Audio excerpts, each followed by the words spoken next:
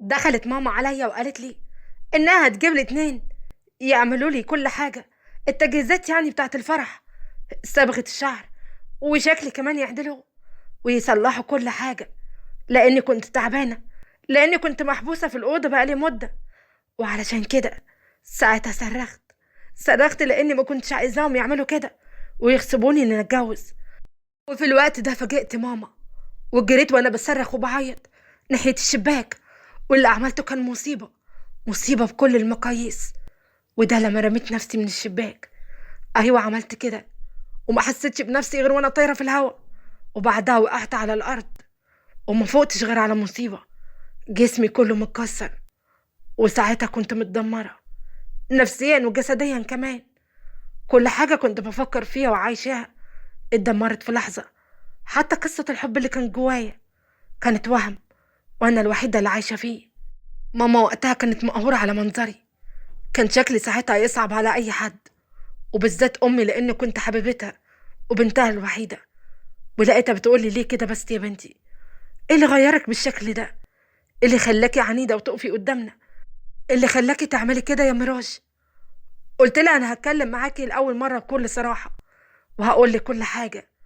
مرات عمي جت ويعتبر كده هزقتني ومسحت بيها الارض، وقالت ان كريم ما بيحبنيش، وان كريم مغصوب على الجوازه. عمي عثمان هو اللي غصبه، يعني هو مجبور على الجوازه دي ومش عايزني، وعشان كده اهانت كرامتي. عملت نفسي كاني انا اللي رافضه، لان كرامتي ما كانتش هتسمح ان انا اقول ان هم اللي رافضيني، وانها جت وهزقتني والكلام ده، واني حتى اقبل على نفسي ان اتجوز كريم وهو ما بيحبنيش يا ماما، رغم ان انا بحبه. ايوه انا بحب كريم من وانا صغيره، وعمري ما قلت الكلام ده لحد. لقيتها بتقولي بتحبيه. وبعدين استنى، هي مرات عمك عملت فيكي كده؟ طيب اما خليتك تدفعي تمن اللي انت عملتيه، واما خليتك تدفعي تمن ان بنتي دلوقتي واقعه ومتكسره بسببك، وان انت توجعيها، ما بقاش انا ما بقاش انا لو ما حرقت دمك وزعلتك وخليتك تندمي على اللي انت عملتيه. وقعدت جنبي ساعتها وقالت لي ما تزعليش يا ميراج، ما تزعليش. انا بس عايزاكي تسمعي كلام ابوكي وتكوني تحت طوعه، وانا هرد لك كرامتك.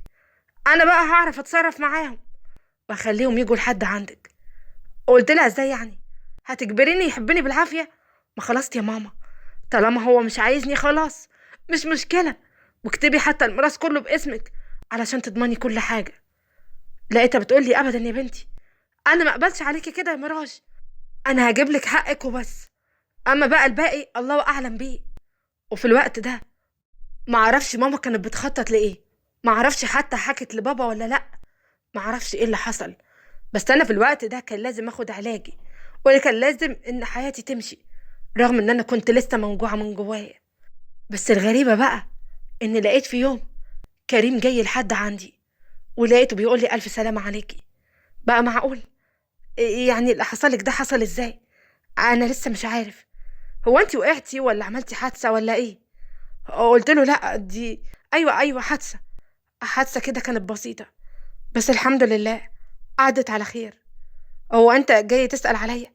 اكيد يعني عمي اللي قالك تيجي تسأل عليا وانت مش عايز. رد وقال لي لا طبعا، انا اول لما عرفت ان انت عملتي حادثة وان انت بالحالة دي جيتلك على طول. عاملة ايه دلوقتي؟ يا رب تكوني اتحسنتي، ويا رب اشوفك بعد كده احسن من كده بكتير.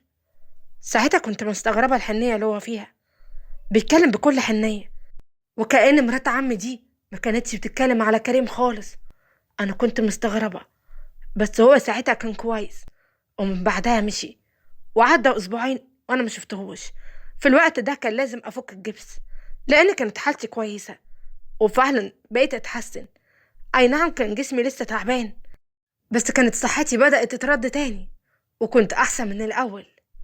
المهم ان انا كنت بحلم باليوم اللي كان قاعد معايا فيه كريم، وكان بيكلمني بمنتهى اللطافة وكان كويس معايا. كنت فرحانة قوي باليوم ده، وكأنه كان حاسس باللي جوايا، وان هو كمان بدأ يحبني وحتى يفتكرني.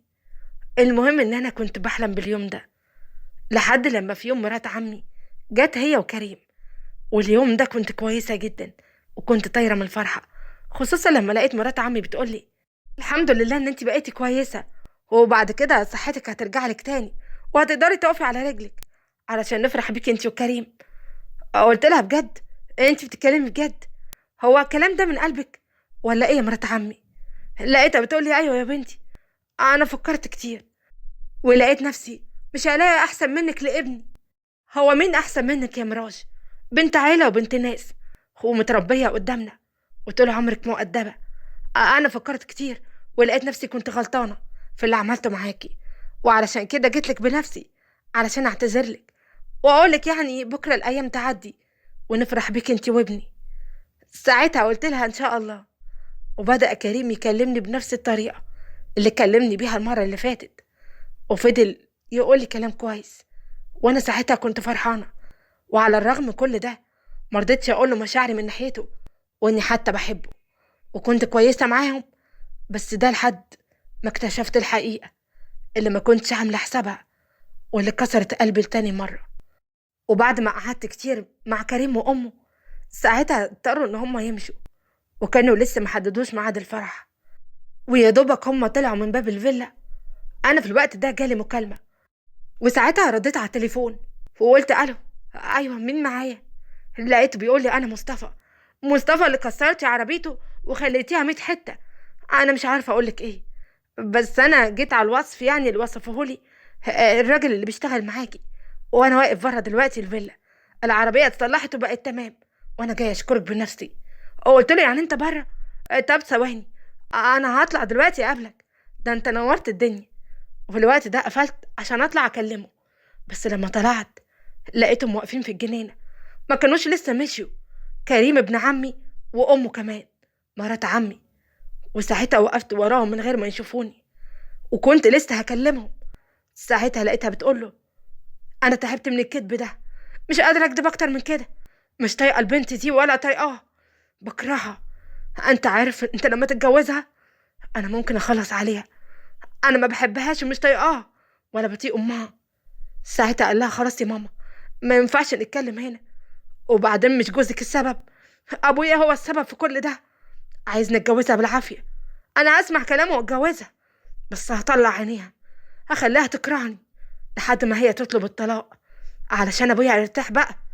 ولا اقولك انا هخليها تكتب لي كل حاجه علشان كمان بعد كده ما بقاش في حاجه نخاف عليها.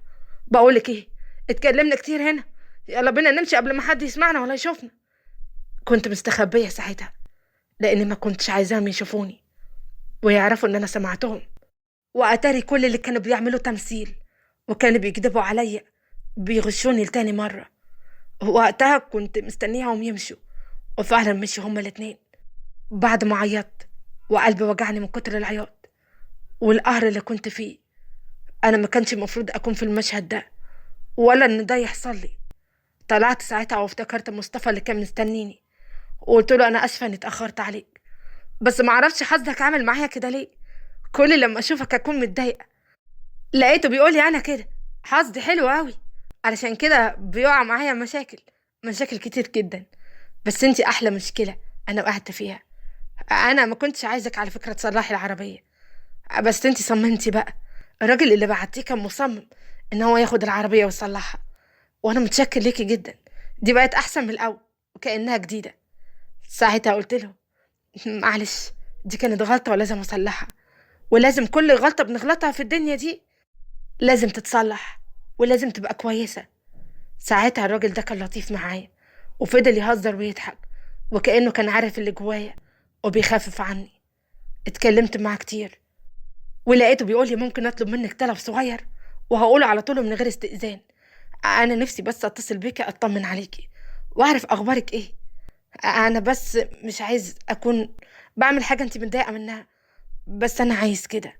قلت له ماشي، ممكن تسأل عليا زي ما انت عايز، واستأذنت منه وطلعت على اوضتي. طلعت وانا موجوعة، بس كان لازم اكون قوية وما اذيش نفسي تاني مرة عشان خاطر حد. وفي الوقت ده صممت ان انا مش عايزاه، والدنيا اتقلبت خالص، وحتى كريم وامه كانوا مستغربين ان انا غيرت رأيي وان انا فعلا مش عايزاه. وقفت قدام امي لتاني مرة وقلت لها مش هتجوزه يعني مش هتجوزه، واديكي عرفتي قبل كده عملوا فيا ايه، وحكت لها حتى على اللي حصل بعد كده. ساعتها ماما رفضت انها تقف ضد ابويا، وفي الوقت ده سابتني مني ليه ان انا اللي اقف قصاده. وانا صممت على رأيي لحد لما كريم وامه جم واتحايلوا عليا علشان اتمم الجوازة. ده حتى ادوني فرصة شهر خطوبة اتكلم مع كريم واكون يعني اتعرف عليه اكتر. وبصراحة كنت لسه بحبه، وضعفت جدا قدامه من كتر كلامه الحلو معايا ومعاملته الكويسة. علقني بيه اكتر حتى. ولما جه وقت الجواز اتجوزته، رغم ان انا يوم الفرح عملت خناقة مع امه وحتى معاه هو كمان، لاني ما نسيتش الكلام اللي قالوا عليا. بحبه ونفسي اتجوزه ونفسي اعيش معاه كويس قوي، بس في نفس الوقت مش ناسية ابدا اللي عمله معايا. المهم ان انا يوم الفرح قلت له معلش يا كريم، مش هينفع تنام جنبي، انت لازم تنام على الارض، مش هينفع تنام هنا يعني. ساعتها قال لي اللي انت عايزاه زي ما انت عايزه. وساعتها فعلا نام على الارض، وكان مش عاجبه. انا نمت على السرير لاني كنت لسه خايفه من جوايا ان هم يعملوا فيا زي ما قالوا بالظبط، وزي ما توعدوا لي ان هم يأذوني. وعلشان كده قبلت ان هو ينام بعيد عني، رغم ان انا بحبه وبموت فيه. المشكله ان هو صدمني تاني يوم الصباحيه لما دخل عليا بواحده وقالوا ان هو اتجوز عليا. واتقهرت ساعتها وحلفت ان انا هنتقم منهم، وان انا مش هسيبه يتهنى بيها ولا تتهنى بيه، وان انا هعمل كل اللي في وسعي علشان اخلص منها. وفعلا قررت اعمل كده. وساعتها حتى اتصلت بصيدلية اعرفها، كانت هتبعت لي الحاجة لحد الفيلا يعني اللي قاعدة فيها بتاعت عمي. وفعلا جاب لي الحاجة. والحاجة دي كانت عبارة عن سم بطيء، لا ليه لون ولا ريحة ولا حتى طعم. كنت ناوي اخلص منهم، ودبرت كمان الخطة ازاي هتقرب منهم واعملهم كويس واحط لهم كلهم سم واخلص منهم. حتى مرات عمي كنت عايز اخلص منها وانتقم منها على كل اللي عملته فيا. وفي الوقت ده جالي تليفون، والتليفون ده كان من مصطفى صاحب العربية اللي انا خبطتها. رديت عليه وقلت له ازيك عامل ايه. قال لي الف مبروك على الجواز، انا عرفت ان انت اتجوزتي امبارح. اصل انا اتصلت بيكي وما عرفتش اوصلك، والراجل اللي شغال عندكم هو اللي قال لي يعني ان انت اتجوزتي. وانا فرحت لك جدا طبعا، وعلشان كده صممت ان انا ابارك لك. ساعتها قلت له معلش يا مصطفى، انا هسألك سؤال. لو انت بتحب حد قوي والحد ده وجعك وكسرك اكتر من مرة، وانت عارف ان هو مش بيحبك، وانت عارف ان هو مغصوب عليك، هتعمل ايه فيه؟ هتنتقم منه وتخلص عليه، ولا هتعمل ايه؟ اكيد هتنتقم منه صح؟ لقيته بيقول لي لا، انا لو بحب حد قوي وحتى مش عارف اطوله ومش هينفع حتى اكون معاه، عمري ما هتمنى له حاجة وحشة ابدا. عمري حتى ما هتمنى له ان انا اذيه، حتى لو هو اذاني. عمري ما هفكر انتقم منه ولا موته ولا الكلام اللي انت بتقوليه ده. عمري ما هعمل كده، لاني لو بحبه هيكون جوايا كل نية خير ليه. وحتى لو هو مؤذي هبعد عنه. للأسف ما نقدرش نجبر حد انه بيحبنا بالعافية. للأسف الحب ده بيكون من عند ربنا بس، احنا ما ينفعش ولا لينا دخل فيه. ده هو اللي بيزرعه فينا. فما ينفعش نأذي حد بنحبه على أساس ان هو ما بيحبناش، او حتى هو مش عارف يحبنا. ده مش ذنبه، ده بقى نصيب. وقتها عيطت من قلبي، بقيت بعيط بصوت عالي وانا بكلمه. لقيته بيقول لي ليه كل الوجع ده؟ فيكي ايه بس؟ ايه اللي حصل؟ انا اسف ان انا بتدخل في حياتك، بس ربنا اللي يعلم انتي عندي عامله ازاي. يعني مهمه جدا. انا اسف ان انا حتى بكلمك دلوقتي، بس صدقيني كان غصب عني. قلت له انا مقهوره في قلبي. انا عريس اتجوز عليا النهارده ودخل عليا بدرتي، وقال كمان ان هو بيحبها. انا نفسي اخلص عليهم، نفسي ادمر حياتهم واموتهم كلهم. انا خلاص اشتريت السم واخدت القرار. لقيته بيقول لي اوعي تعملي كده، اوعي يا مجنونه تاذي حد، اوعي تدمري نفسك اكتر. لو حد ما بيحبكيش ده مش معناه ان انت تدمري نفسك. وكلمني كلام كتير قوي خلاني متسمره في مكاني. قفلت التليفون معاه وانا في حيره. وفي الوقت ده دخل عليا كريم اللي خلاني أخدت القرار اللي عمري ما كنت أصدقه. والوقت ده دخل كريم وقال لي: ها، لسه زي ما انتي ولا تهديتي؟ ساعتها قلت له: كريم، أنا في كلام لأول مرة هقوله لك. انسى اللي حصل قبل كده، بس أنا بحبك. انت عارف ان أنا أول مرة أقولها لك. أنا بحبك أوي يا كريم من وأنا صغيرة. خليني أعيش معاك كويسة، بس أرجوك ما تتجوزش عليا، وراعي ربنا فيا وخليك كويس معايا. لقيته بيقول لي: انت بتحبيني، بس انا للاسف ما بحبكيش، وعمري ما حبيتك، ولا عمري هحس ان انا احبك. انت خلاص بقيتي مراتي ومفروضة عليا. قلت له: انت شيطان وقلبك ده حجر، انت ما عندكش انسانية وقاسي، وانا مش عايزة اعرفك تاني. تعرف، بعد الكلمتين اللي قلتهم لي دلوقتي دول، انا بكرهك ومش عايزاك. ولو عندك كرامة تطلقني دلوقتي، بدل ما ارفع عليك قضية خلع واتطلق منك غصب عنك، لاني خلاص نزلت من نظري، ومش بعتبرك اصلا حاجة موجودة قدامي. ومشيت من قدامه وانا قوية غير كل مرة. مشيت في الشارع وحسيت ان انا لازم اكون اقوى من الاول. طلعت كريم من جوايا، كان لازم اكون قوية. ساعتها طلبت من بابا انه يطلقني منه، وحكيت له كل حاجة حصلت من البداية للنهاية. مرات عمي خططت لكل حاجة، حتى هو كان شيطان وما يستاهلش الحب ده.